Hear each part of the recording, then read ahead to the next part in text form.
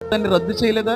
అదేంటి భర్త చనిపోవడం వల్ల ఆ భర్తకే ఆ మూల్యం చెందాలి తప్ప భార్య కూడా మూల్యం చెందించడం ఏంటి? భర్త చచ్చిపోతే ఆ కట్టెల మీద ఈవిడ కూడా చచ్చిపోవడం ఏంటి, కాల్చివేయబడ్డం ఏంటి అనేటువంటి విషయం క్రైస్తవుడు విలియం బెన్కిక్ అనేటువంటి వ్యక్తి ఆయన గ్రహించి 1828 సంవత్సరంలో ఒక చట్టాన్ని తీసుకొచ్చాడు భారతదేశంలో. అది ఎట్టి పరిస్థితుల్లో కూడా కనబడడానికి వీల్లేదు. సతీ సహగమనాన్ని నిరోధించి నివారించి ఇప్పటికి కొన్ని కోట్ల మందిని రక్షించాడండి ఆ క్రైస్తవుడు. క్రీస్తు ప్రేమను చాటి అది మీకు కనబడట్లేదా సార్? ఒక బడుగు బలహీన దళిత వర్గాలు ఎవరన్నా పెద్ద వర్గానికి సంబంధించిన వ్యక్తుల ముందు నడిస్తే చెప్పులు మెడలో వేసుకుని నడవాలి సార్.